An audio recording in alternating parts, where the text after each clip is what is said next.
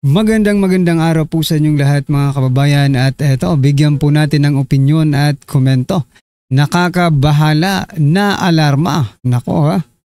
Palasyo at Kongreso nagulat. Ayan mga kababayan, patungkol po riyan ngayon ang ating bibigyan ng komento. Pero bago po ang lahat, kung di ka pa po nakapag-subscribe sa ating munting channel, pasubscribe naman po. At eto nga, pag-usapan na po natin itong pahayag no, ni Vice President Sara Duterte. Ayan mga kababayan, sabi niya po dito, korupsyon tapos flood control lang, ang daming project sa gobyerno. Ayan mga kababayan, oo nga, di ba? Mukhang nabubudol tayo Bakit tayo masyadong nakafocus sa flood control lang? Napakadaming kung isipin mo kung dito nga sa flood control project mga kababayan, nagkakaroon ng anomalya, no? Korupsyon. Paano pa kaya sa ilang departamento, no? Ito sa DPWH lang yung sa DOH, ba, sa Department of Health. Nako, mukhang sisibakin rin yata yung secretary doon dahil sa mga kontrobersyang kinasasangkutan. So, bakit nagkakaganito ang ating gobyerno mga kababayan, di ba? Sabi po dito, tingnan ang budget, no? Hindi lang ang mga anomalya sa flood control projects ang dapat imbestigahan ng gobyerno ayon kay Vice President Sara Duterte. Noon daw nasa DepEd pa siya, itinimbre na niyang pinaghahatian ng mga congressmen ang pagpapatayo ng school buildings pero wala raw pumansin. Dagdag pa ng bise, kung seryoso ang gobyerno laban sa korupsyon, ay dapat tingnan ang 2024 at 2025 national budget. Tama naman, di ba? Hindi lang po flood control mga kababayan ang binabudgetan ng ating gobyerno.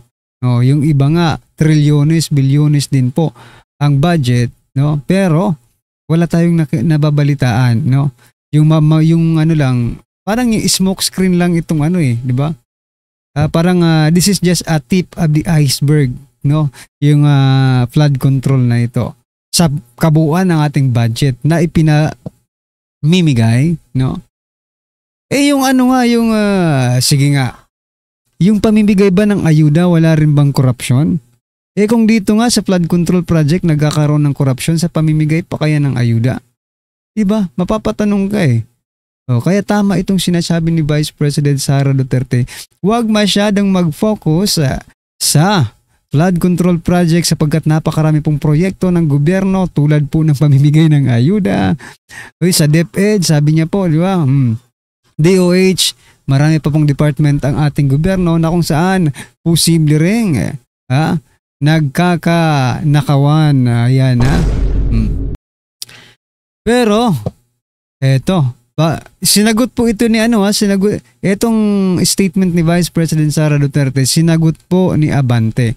Pero bago po natin puntahan si Abante mga kababayan, etong balitang ito, itong ipi-play natin, ito po yung sinasabi ko na nakakaalarma po ito. Eto, pakinggan muna natin at bigyan natin ng reaksyon. Tapos balikan natin sa Abante patungkol po dito sa kanyang reaksyon kay Vice President Sara Duterte. Na nambibiktima sa Bulacan, ang suspect na pag-alamang isa palang pulis. Nakatutok si John Consulta. Exclusive. Nakabonet at armado ang 5 lalaking ito nang pasukin ng isang bigasan sa Bukawi, Bulacan nitong Sabado. Tinutukan at iginapos nila ang mga empleyado sa kanilimas ang kita at mga personal na gamit sa bigasan. Papasukin na ng bahay pag nagbukas ng bintuan, then papasok sila, then itatali nila yung mga biktima, and lahat. So yan mga kababayan, pulis po ang involved dito po sa pagnanakaw. Tinatawag po silang Gapos Gang, okay? At isa pong pulis ang kanilang leader. Ayan ang sinasabi kong nakakaalarma, no? Kasi kung dati sa panahon po ni former President Duterte, no, iginagalang at medyo, di ba? Malapit ang mga pulis sa tao, no? Ang takot lang noon yung mga addictus, di ba? Ngayon pati pulis addictus na. At na pwede nilang makuha, kukunin nila. Kahapon, muling sumalakay ang grupo Yan, gamit ang isang kahapon. gray pickup at pinasok ang isang bodega ng soft drinks. Nako, Sa soft kuha ng drinks. CCTV sa isa sa mga pagsalakay ay bumaba ang takip sa mukha ng isa sa mga suspect. Ayun. Nang matunton at maaresto ng Bulacan Police, napag-alamang pulis din ito. Ang 34 na taong gulang na Police Staff Sergeant Miguel Andrew Oñate ng Tanawan Police sa Batangas. Na-recover sa suspect ang isang caliber 45, mga bala, isang replicang baril, bolt cutter, 9 na cellphone, plaka ng pickup na ginamit sa panloob at mga barya na galing sa naloobang bodega ng soft drinks. Nako, mga barya lang. Para sa barya, tinaya mo yung prinsipyo mo. Diba? Grabe na itong pulis na ito. Ayan po mga kababayan, no? Nakakaalarma po ito sapagkat dapat po ang mga pulis ang tagapagtanggol ng mga mamayan, di ba? Pero sa administrasyong ito pong nangyayari, mga kababayan. Ano naman kaya action gagawin nila dyan? Okay? Akala ko ba safe na tayo? Sabi nila di ba? Kapag sinasabi, si Torre, sabi po ni Torre, di ba? Pag sinasabi ng mga Duterte supporters na hindi tayo safe kasi may ganito pa sa ganito ang mga nangyayari sa ating bansa. Sabi ni Torre, ginugulo nyo lang ang pag-iisip ng mga tao. Diba? Pero eto, galing po sa mainstream media. Hindi naman gawa-gawa yan ng mga Duterte supporters. Anyway, nakakaalarma po ang mga ganyang pangyayari mga kababayan. Okay? At eto, balikan na po natin si Abante. Ito naman po ang naging pahayag ni Abante, reaksyon patungkol po doon kay Vice President Sara Duterte. Sabi niya po, hindi naman pwedeng bigla kang magsasalita in general term na wala ka namang ebidensya. Dapat, sabi po dito, dapat na maglabas ng ebidensya si Vice President Sara Duterte kaugnay sa sinabi niyang anomalya umano sa iba pang proyekto ng gobyerno. Ayon kay Manila 6th District Benny Abante, hindi pwedeng maglabas ng aligasyon. Kayo lang ang pwedeng maglabas ng aligasyon. Na ang bise ng walang patunay. Bakit kayo? Sige nga. Bakit kayo naglabas kayo ng aligasyon kay Vice President Sara Duterte na wala rin naman kayong patunay? Tapos ngayon kapag kayo ang inaatake, ganito ang mga statement niyo, wag kami. Di ba? Hindi ka nga nanalo sa distrito mo tapos ganyan ka pa umasta. Be humble, Abante. Hindi ka po nanalo sa distrito mo. Let me remind you. Okay? Ito po ito sa Abante, dinali rin kahapon si Congressman Paulo Duterte about sa flood control project. Ito naman, arrest back ni Kong Paulo Pulong Duterte. Sabi po dito ni Representative Paulo Pulong Duterte, sabi niya po, pero hamon ko rin sa kanya, ipaliwanag niya kung paano siya nanalo. Ayan ang sinasabi ko. Pero ang hamon ko rin sa kanya, ipaliwanag niya kung paano siya nanalo sa eleksyon pero nakaupo pa rin sa Kongreso. Dapat ba talagang tawaging congressman ang isang tao na hindi naman nanalo sa boto sa kanyang distrito? Kung pastor siya, pastor ang dapat itawag sa kanya, hindi congressman. Tama, diba?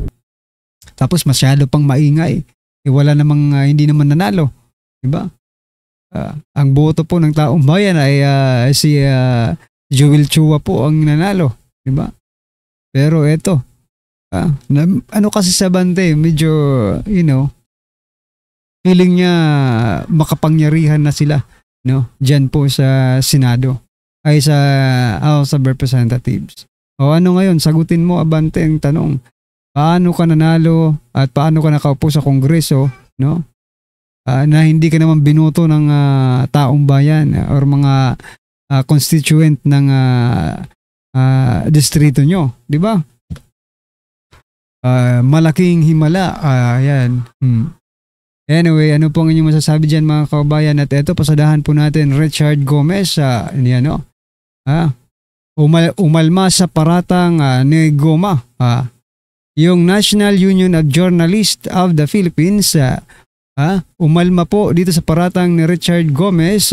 Sabi po ng association, ng union, we remind Gomez that media asking for his side on the matter actually favors him. Pinuna ng National Union of Journalists of the Philippines or NUJP, si Leyte 4th District Richard Gomez, kaugnay sa paratang nito sa ilang miyembro ng media na bahagi umano ng media spin laban sa kanya. Mukhang natutuliro na rin niya yun si Richard Gomez. Ayan kasi. Ito pong dahilan ng kanyang pagiging ganito. Sinubukan kunin ng ilang reporters ang panig ni Gomez sa kaugnay sa gumuhong flood control projects sa Matag-Ob, Leyte. Pero sa isang post, ipinakita ng mambabatas na tila pare-pareho manong tanong ng mga taga-media na nagpapatunay na may nagkukumpas daw sa kanila. Yun lang ang basehan mo. Bakit ganun? Anong nangyari? Pare-parehas ang tanong kasi isa lang po ang gusto nilang malaman. Bakit gumuho ang flood control project na yon? Di ba? Alangan namang magtanong ka ng magtanong ka about sa Department of Education, flood control naman ang pinag-uusapan. Di ba? Dahil daw ay parang may kumukumpas. Sino naman ang kukumpas? Bakit hindi mo pangalanan kung sino? Kung may ebidensya ka, pangalanan mo. Di ba? Para matigil na yung na yan. Kaya naman pala nung nagsalita si Mayor Magalong, mga kababayan, na itong si Richard Gomez ay parang kiniliti at biglang nagsalita. At against doon po kay Mayor Magalong. Pero ngayon, alam na po natin kung bakit po siya nagsalita. Ito pala kasi may gumuhong flood control project dyan po sa kanyang distrito. Alright, at ngayon, binabanatan naman po ni Richard Gomez ang mga journalist kung bakit daw pare-pareho ang kanilang mga tanong patungkol sa gumuhong flood control project. Magtanong kayo ng iba, sabihin nyo kung babalik pa ba sila sa pagiging artista. Di ba? Anyway, ito mga kababayan, last po natin pag-uusapan, ito talaga. Nakaka-alarma rin ang mga ganitong pangyayari. Tingnan nyo. Ito pong balita. Pinalaya si Engineer Calalo sa piyansang 60,000. Pansamantalang pinalaya si DPW's District Engineer Abelardo Calalo na inaresto matapos umanong magtangkang manuhol sa kay Batangas 1st District Representative Leandro Liveste. Ayan mga kababayan, ang komento po ng ating mga kababayan ay nako po. Sabi po nila kung ordinaryong Pilipino lang ito, nako mahirap makalaya ito. Diba? Huling-huli na, laya pa rin. Sa bagay, may batas tayong pagpiyansa no? They have the right to bail. Available kasi, kung hindi sana available ang panunuhol, no? Kaya, kaya gagawin pa rin nila no? Yung mga ganitong bribery, di ba? Mag-bribe ka sa isang something na gusto mong i-bribe. Hindi ka magdadalawang isip ka because what? If you have money, you can still be free, di ba? Makakalaya ka agad sa halagang 60,000 pesos. Pwede ka nang gumawa ng krimen. Krimen ba yan? Krimen yata yan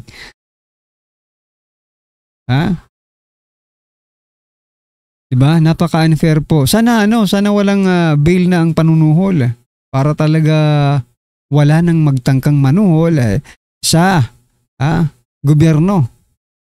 Pero kung ganitong bailable po ang bribery, nako. Wala tayong magagawa. Ang batas na ito ay ginawa para sa mga mayayaman, diba? Hindi po patas ang ating ang batas. Sapagkat kung mahirap yan, saan ka kukuha ng 60,000? Diba? Sana maamyendahan, ang batas na ito at sana wala nang non-bailable na po ang bribery sa Pilipinas. Sangayon ba kayo mga kababayan? Baka mamaya ako lang ang gustong-gustong ganon tapos kayo pala hindi, di ba? Anyway, ganun talagang buhay, no? Ang batas na ito ay ginawa para sa mga mayayaman. Kasi sino ba naman ang manunuhol kung di ang mga mayayaman? Manunuhol ba ang mga mahihirap? Hindi. Kulang pa nga sa pagkain. Paano ka pa makakapagsuhol? Kaya masasabi natin, this law ay para lamang sa mga mayayaman. Okay? Anyway mga kababayan, ano po ang inyong reaksyon, opinion patungkol po sa video nito? I-comment nyo na lang po sa baba para at least alam po ng ating mga kababayan ang inyong opinion. Maraming salamat po.